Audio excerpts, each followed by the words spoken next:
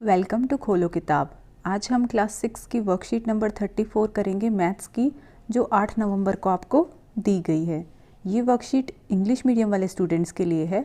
अगर आप हिंदी मीडियम के स्टूडेंट हैं तो यहाँ ऊपर आपको एक लिंक दिखाई दे रहा होगा, जिस पर क्लिक करके आप हिंदी में इस वर्कशीट को सॉल्व होते हुए देख सकते हैं। ऊपर यहाँ आप अपना नाम लिखेंगे, यहाँ क्लास टीचर का नाम हो जाएगा।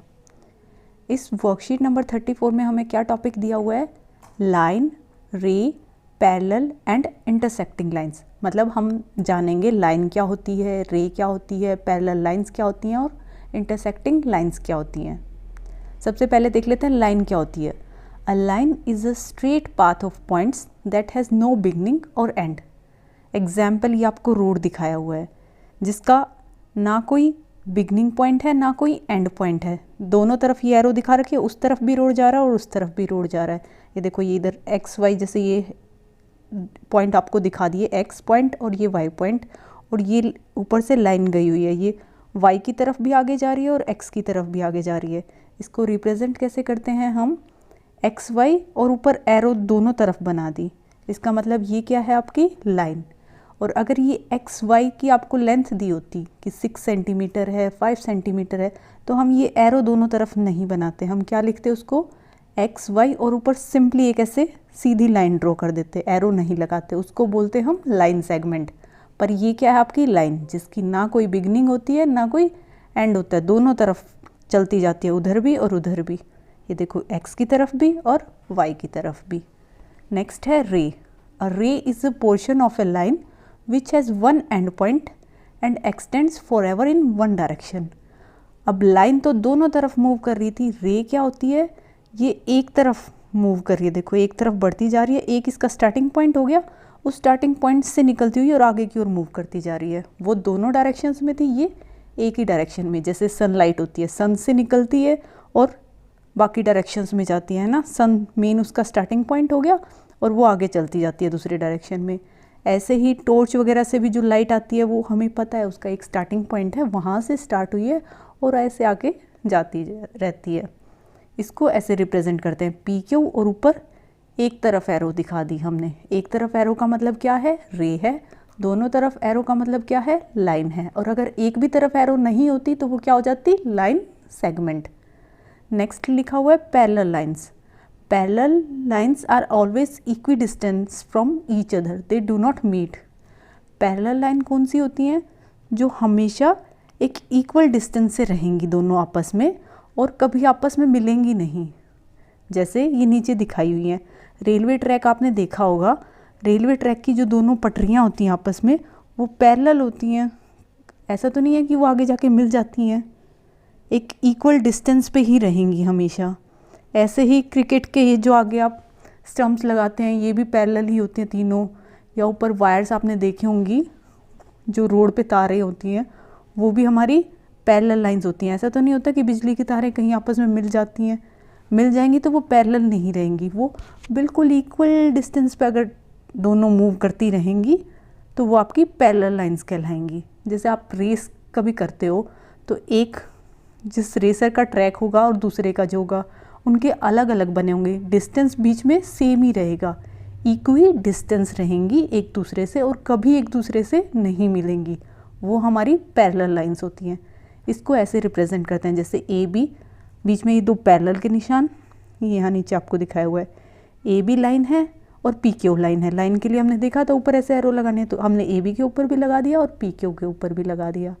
और ये दोनों आपकी पैरेलल हैं, तो इसलिए बीच में ये ऐसे इक्वल टू, ये उल्टा करके ऐसे लगाया हुआ, ये आपका पैरेलल का साइन होता है। हम ऐसे रिप्रेजेंट करते हैं पैरेलल लाइंस को। Next, intersecting lines. अभी हमने पैरेलल लाइंस देखा था, वो कभी मीट नहीं करती हैं। इंटरसेक्टिंग क्या होती हैं? एक दूसरे को मीट करेंगी। लाइंस दैट मीट और cross each other are intersecting lines. जैसे एक लाइन ये गई और एक ये गई, दोनों कहाँ मीट कर रही हैं? इस सी पॉइंट पे एक दूसरे को कट कर रही हैं, तो ये सी आपका क्या हो जाता है? Intersecting point. ये हम आगे पढ़ेंगे, अभी आप बस ये देख ले, एक लाइन और दो लाइन ये दोनों आपस में मिल रही हैं, तो मतलब ये इंटरसेक्टिंग लाइंस हैं।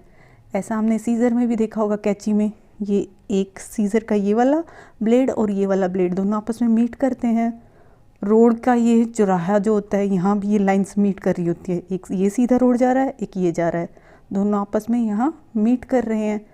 क्रॉस का जो साइन आप देखते हैं उसमें भी दो लाइंस आपस में इंटरसेक्ट कर रही होती हैं।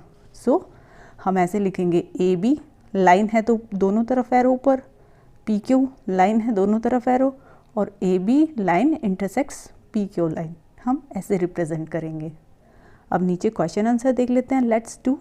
फर्स्ट क्वेश्चन दिया हुआ है match the picture with each word. आपको ये कुछ वर्ड्स दिए हुए हैं, इनसे रिलेटेड पिक्चर्स हैं, बताना है कौन सी पिक्चर किसकी है। जो अभी हमने पढ़ा था वही बताना है।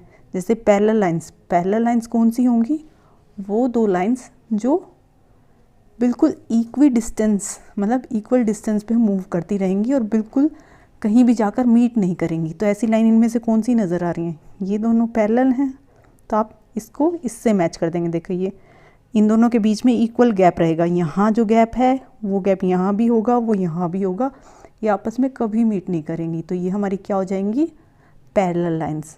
नेक्स्ट है इंटरसेक्टिंग लाइंस। इंटरसेक्टिंग लाइंस ये यहीं ऊपर लिखा हुआ था, जो आपस में एक दूसरे को कट करती हैं, तो ये आपकी क्या हो जाएंगी, इंटरसेक्टिंग लाइंस। रे और लाइन, इसमें ध्यान रहे लाइन और रे में क्या फ़र्क है।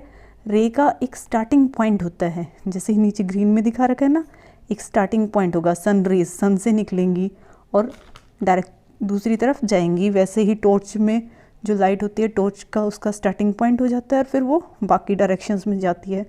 तो रे हमारी ये हो जाएगी, जिसका एक स्टार्टिंग पॉइंट होगा और दूसरी तरफ वो मूव ऑन करती रहेगी। और लाइन हमारी ये हो जाएगी। ये आपको दोनों तरफ पॉइंट लगा के दिखाया हुआ है। ये एक्चुअल में लाइन सेगमेंट होती है, लाइन दोनों तरफ एरो लगी होती है, बट यहाँ हमारे पास दूसरा ऑप्शन नहीं है, तो ये हमारी लाइन नहीं है एक तरीके से।